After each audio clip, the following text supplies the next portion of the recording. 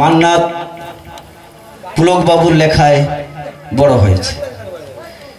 একদিন দুজন প্রোগ্রাম করতে যায়, কোনো কারণে প্রোগ্রামটা অ্যাবসেন্ট হয়।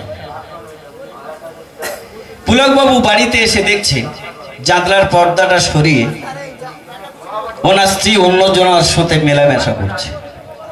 মাথায় হাত দিয়ে সঙ্গে সঙ্গে দাওয়াইতে বসে গেল, পকেট থেকে পেন বার করে রচনা শুরু করলো।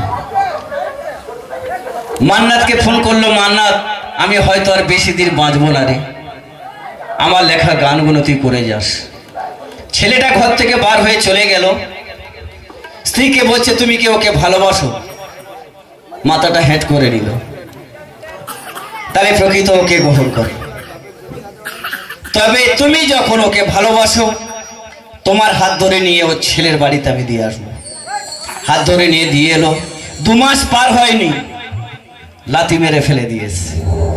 স্ত্রী পাগল অবস্থা হয়ে ঘুরে ঘুরে ঘুরে ঘুরে সেই নিজের বাসার সামনে পড়েছে। পুলকবাবু উঠে দেখছে আমার স্ত্রী পাগল অবস্থায় দাবার মধ্যে পড়ে আছে। হাতটি ধরে সঙ্গে সঙ্গে মুখে হাত দিয়ে ওনার সেই লেখা গান, মান্নাত বাবুর গাওয়া। তুমি অনেক যত্ন করে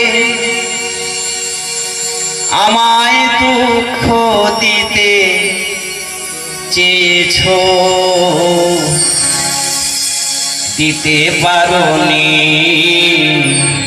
দিতে পারোনি। কি তার জবাব দিবি যদি বলি আমি হেরেছি? তুমিও কি একটু হারোনি?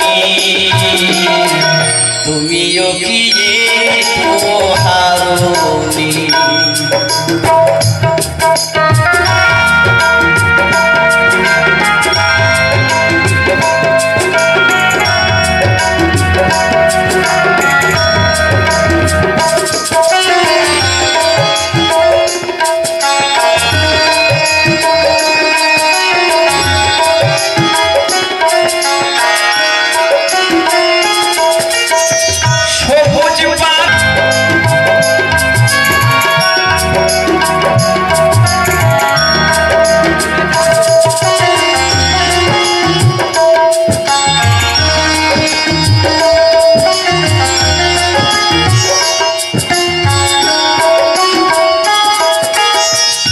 অন্তরে আলো জেলে রেখে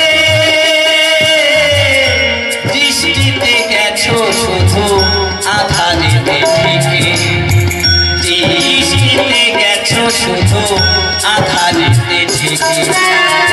নিজেকে প্রশ্ন করে দেখো না, যার নামে তুমি আর লেখো না, কেন তাকে ধরে আছো হৃদয়ে? হৃদয়ের কেন ছাড়নি?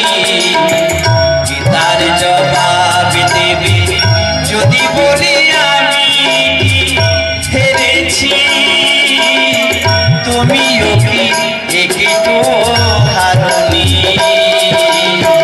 তুমিও কি একটু হারোনি? তুমি অনেক যত্ন করে আমায় দুঃখ দিতে চেয়েছো, দিতে পারোনি, দিতে পারোনি। কি তার জবাব দেবে যদি বলি আমি হেরেছি? তুমিও কি একটু